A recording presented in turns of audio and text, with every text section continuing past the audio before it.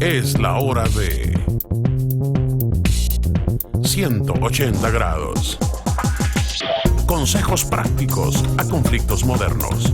Con el consejero familiar, Ernesto Pinto. El fenómeno de la migración ha evolucionado a pasos agigantados en estas últimas 4 décadas. Millones y millones de personas cruzan las fronteras buscando una mejor vida. Pero en su mayoría están buscando proteger sus vidas de la violencia que viven en sus países. Por supuesto que podemos filosofar todo el día usted y yo cuál es la raíz de la violencia. Pero mi amigo, en estos conflictos de violencia política o institucional, todos perdemos. Y los más vulnerables son los niños y las niñas. Así es, muchos niños y niñas perderán a ambos padres en estos conflictos y ahora tendrán el nuevo rótulo de huérfanos. Otros tantos perderán a papá porque fue ejecutado o porque se fue a la guerra. Un periódico colombiano describe esta descarnada realidad en un artículo donde dice que un pueblo o región llamada La Uribe, y aquí cito, hay 5.800 habitantes, 3.200 son niños, en su mayoría menores de 15 años. Hay mujeres de 25 años que han tenido 10 embarazos y la mortalidad infantil es grande. Casi 6 de cada 10 mueren. Muchos de esos niños son hijos de guerrilleros, son niños abandonados. De acuerdo a este periódico, muchas niñas han sido utilizadas, forzadas a ser madre y luego abandonadas. Me pregunto cómo podemos parar la violencia política, la violencia institucional, la violencia doméstica y sobre todo el abandono de los niños y las niñas. ¿Por qué no tenemos la voluntad para decirle no a la violencia? ¿Por qué nos hemos acobardado ante el mal? ¿Por qué nos hemos hecho tan indiferentes ante el dolor de los demás? Pero nos jactamos de vivir en una sociedad sofisticada, computarizada, y lo pongo entre comillas, avanzada sociedad, que busca soluciones a todo, donde pagamos millones y millones de dólares para proteger las ballenas o aves en extinción y no protestamos ante los legisladores que están legalizando el aborto. Hoy en día tenemos la cooperación de varios países para establecer un laboratorio espacial, pero no hay voluntad política para que se respete la vida del prójimo, para parar las injusticias, para acabar con los sobornos. Hemos puesto los pies en la luna, pero no nos atrevemos a poner los pies en la tierra. Usted me dirá, Señor, bienvenido a la raza humana, esto es el mundo. Y yo le contesto con humildad, con las palabras de Cristo Jesús, que siguen siendo tan actuales como hace 2000 años. Bienaventurados los pacificadores, porque ellos serán llamados hijos de Dios. Mi amigo, es tarea de todos nosotros de trabajar por la paz. Comencemos en nuestros hogares, respetando y enseñando el respeto. Comencemos en nuestro barrio, siendo vecinos de paz y armonía. Comencemos en las urnas. No vote por los partidos, vote por ideas. Por favor, no abandone a sus hijos.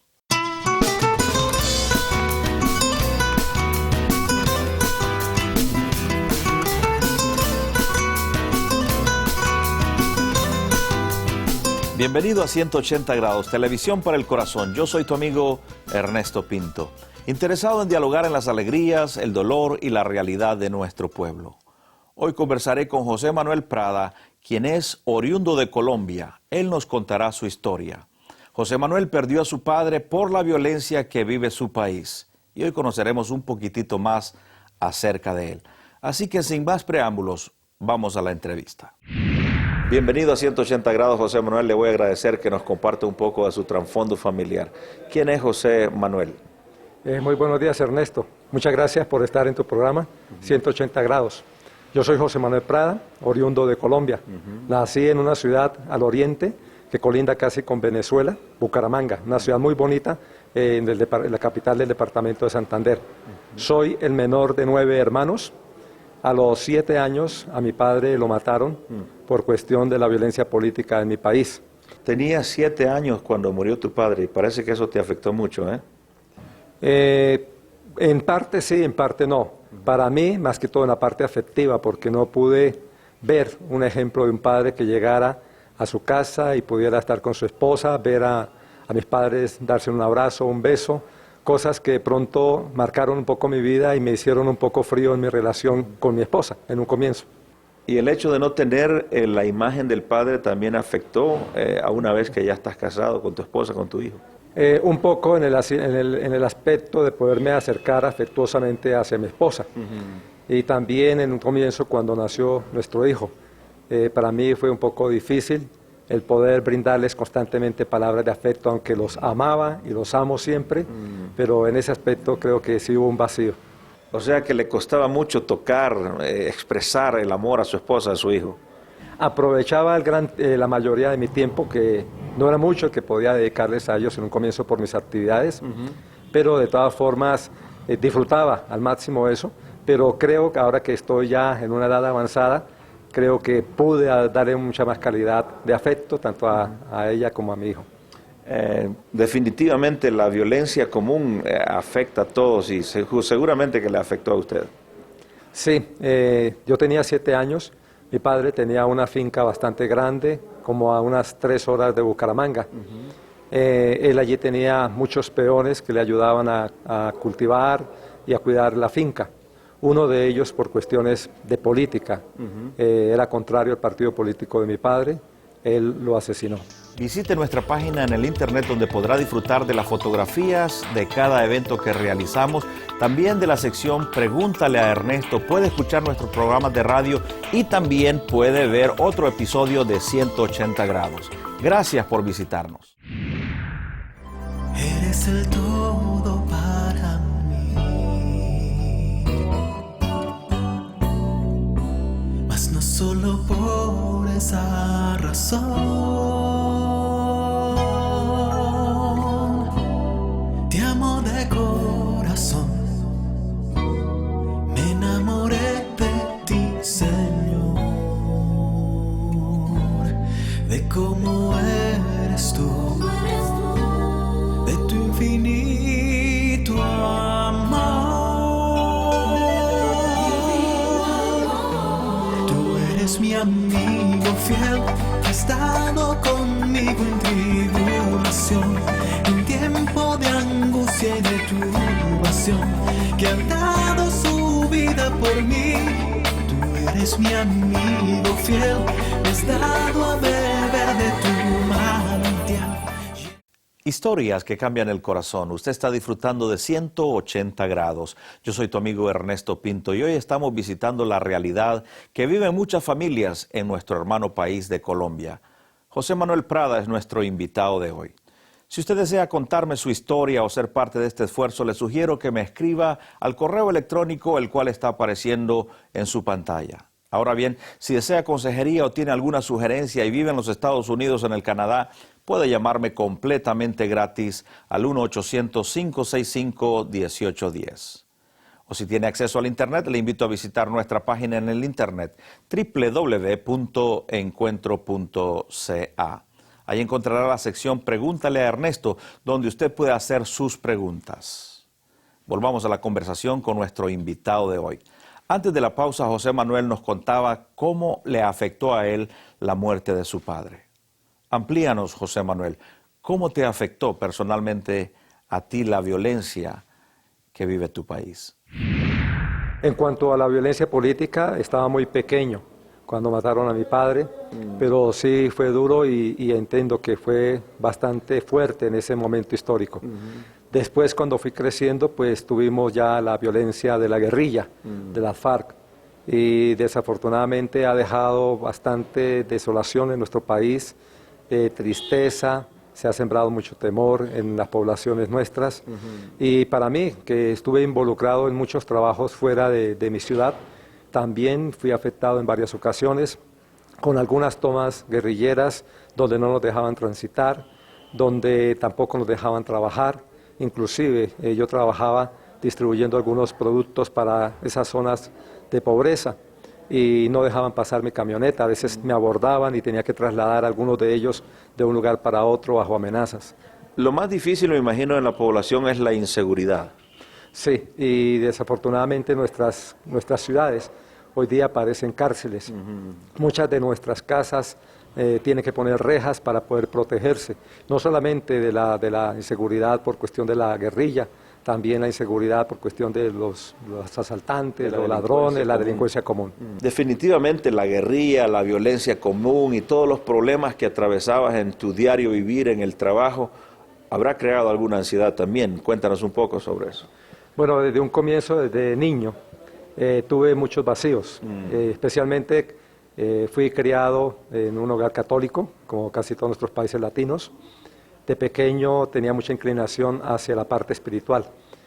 Recuerdo que estuve trabajando, o no trabajando, sino cuando estaba estudiando mi primaria, fui parte de la Iglesia Católica, estudiando en un colegio católico, fui acólito y allí, aun cuando tenía gran parte de mi tiempo trabajando en esa área y sirviendo, sentía un vacío espiritual. Y allí fue cuando entonces empecé a leer la palabra de Dios, la Biblia, y encontré muchas respuestas que no había podido encontrar en la religión tradicional. Ese vacío pues continuó, se incrementó un poco también con respecto a la inseguridad, y cuando ya empecé a trabajar y a crear mis propios negocios, también lo experimentaba cuando podía ir a distribuir algunos productos a diferentes zonas de nuestro país.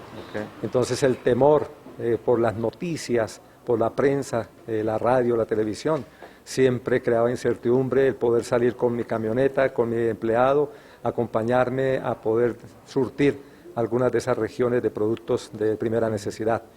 El hecho de saber que de pronto nos encontrábamos con alguien no nos dejaba a veces tranquilos, y en la noche, mientras descansaba para poder madrugar y salir, pues estaba esa incógnita de qué pasará mañana, ¿no? Ese vacío que está hablando, me imagino que se tiene que llenar de alguna manera. ¿Cómo se llena ese vacío, José Manuel? A pesar de que conocí al Señor Jesucristo a los 14 años y fui producto de muchos milagros en mi vida, realmente uno en ocasiones, aunque profesa la fe cristiana, siempre a veces le hace tambalear la fe, ¿verdad? Mucha confianza me dio el hecho de poder crear el hábito de leer las Sagradas Escrituras, la Biblia, de poder tener un tiempo diario de oración. Eso me ayudaba en esos momentos difíciles, porque realmente venía a mi mente algún texto bíblico sobre protección, y así sea nomás recitando o recordando ese texto, experimentaba mucho la protección de Dios en esos momentos. O sea, el leer la palabra de Dios traía gozo, traía esperanza, le animaba y llenaba ese vacío, me decían, ¿eh? Muchísimo. El leerlo y tener esos momentos de oración, aunque fueran breves. Y realmente eso me ayudó a crecer mi fe, también a tener más confianza en mí mismo, aún en las carreteras, en las poblaciones donde sabía que podía encontrarme con algún movimiento de guerrilla o algo así. A los 14 años, cuando empecé a leer la Biblia, realmente me di cuenta de que muchas cosas de las que había vivido en la religión tradicional pues no me llenaban. Fue así como un día leyendo me di cuenta de la necesidad de que yo era un pecador y debería de tener a alguien que me ayudaba. Tuve que confesarle a Jesucristo esos vacíos, esas necesidades que tenía, la falencia de no tener un padre, la falta de protección, muchas veces de ser guiado por alguien, aunque mis hermanos mayores trataban de ayudarme, pero todas estas cosas siempre causaron bastante dificultad en mí. Cuando pude confesar que Jesucristo podía salvarme, o que ya sabía a través de la Biblia lo que Él había hecho, realmente un día le dije a Él que aceptaba ese reto de ser un hijo suyo. Y con el transcurrir del tiempo, desde el comienzo en que entregué mi vida a Cristo, sentí que Él quería usarme de muchas maneras. Y fue así como empecé a leer la Biblia día tras día y a tener esos tiempos de oración, que empecé a recibir esos regalos de Dios para poder conversar de ese cambio que había operado Dios en mi vida a muchas personas. Y estando en mis estudios, estando en mi trabajo, porque de los 12 años empecé a trabajar, aun cuando no era por necesidad, pero yo sentía el deseo de formarme y de poder tener mis propios recursos. Entonces fui construyendo mi capital, fui construyendo muchas cosas a través de la experiencia que me estaba dando la vida, y también ayudé a mucha gente a que pudiera encontrar a Cristo en su camino. Y eso me ayudó bastante para poder también bendecir la vida de otras personas. Y te convertiste entonces en una persona que ama la palabra de Dios y quería promoverla, proclamarla donde quiera que fuera, ¿eh? Sí, específicamente, aun cuando no había estudiado la parte teológica en forma, sacaba tiempo de mi capacitación en mi colegio y después en la universidad para asistir a algunas clases de teología en algunos seminarios allí en Colombia, y así empecé a capacitarme a distancia y en algunos cursos presenciales. Decías que a los 14 años hablaste con Dios. ¿Qué le dice un muchacho de 14 años a Dios? ¿Qué es lo que le decías en esa primera oración? Sí, yo le dije: Señor, sé que soy muy joven y que realmente no tengo necesidad de esto, pero siento ese vacío de no poder llenar mi vida de esas expectativas que tú nos das. Yo le decía al Señor que sentía la necesidad que Él llenara ese vacío, que Él me ayudara en mis problemas físicos, porque de pequeño también sufrí mucho del asma broncopulmonar y yo sentí la mano de Dios cuando entregué mi vida a Jesús, que al año siguiente fui sano de esa enfermedad, que casi por los 14 años la había sufrido. Sentía también esa necesidad de decirle al Señor que me usara, que yo quería no solamente tener riquezas, que tener estudio, tener cosas en esta tierra, sino que yo quería también servirle a Él y poderle servir también a la humanidad. Encuentro se transmite en todo Iberoamérica, temas que otros callan. Eso es Encuentro. Por favor, visite nuestro portal en www.encuentro.ca. Allí puede localizar una de las emisoras que transmiten Encuentro en su ciudad o país. Les invitamos a sintonizar Encuentro en su emisora favorita. Para más información, visítenos en el internet en www.encuentro.ca. Usted está disfrutando de 180 grados. Yo estoy conversando con José Manuel Prada, quien nos decía que a los 14 años hizo una oración y conversó con Dios, y eso llenó el vacío en su corazón. Ahora él está proclamando el mensaje de esperanza y salvación en Lima, Perú. Vamos a preguntarle qué significa para él estar como misionero en esta tierra. ¿Qué significa eso para ti, José Manuel? Bueno, primero que todo, el haber comprendido el llamado que me había hecho Dios para las misiones. Yo empecé mi capacitación teológica y seguí estudiando mis estudios secundarios, después la universidad. Y yo sentí el llamado de Dios para servirle de muy joven. Si yo no hubiera sido un misionero o un pastor de una iglesia cristiana, hubiera sido un sacerdote, definitivamente. Tenías una pasión por servir. Sí, tenía una pasión por servir a la gente, ¿no? Y ya cuando tuve muchos fracasos en mis negocios, porque desde muy pequeño me gustó el dinero. Sí. Realmente el dinero vino a convertirse por muchos años en mi vida como el Dios, tu Dios. Mi Dios. Y un día tuve la necesidad de decirle al Señor que realmente confesaba que ese era mi Dios, la billetera, el dinero. Y así fue que sentí que se rompieron esas ataduras que tenía en mi vida, y eso lo hice ya con mi esposa y mi hijo. Reconocí que ese no era, que no debía ser mi Dios. Literalmente sacaste la billetera de tu bolsa y le dijiste: Dios, esta billetera ha sido mi Dios, pero ahora renuncio a ella.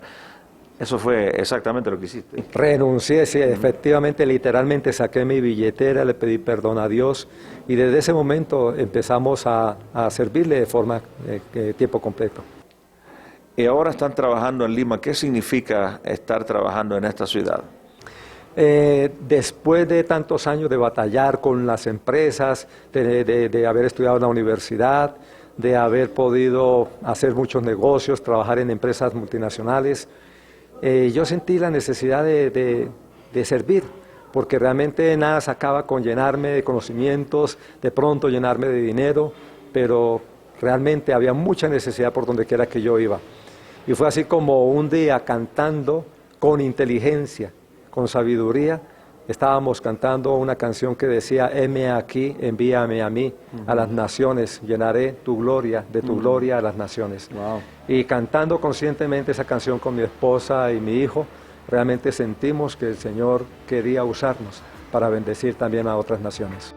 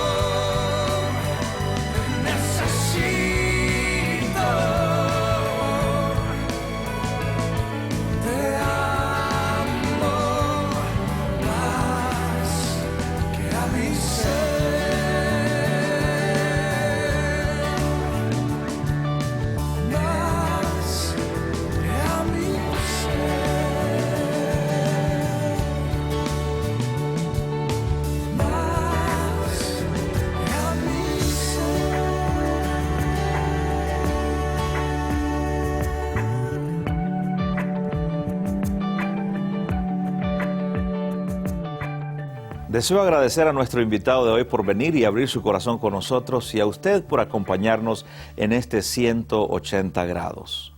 Mi amigo, ninguna forma de violencia debe ser promovida y debemos nosotros de comprometernos como personas maduras a promover el diálogo, la armonía y la comprensión.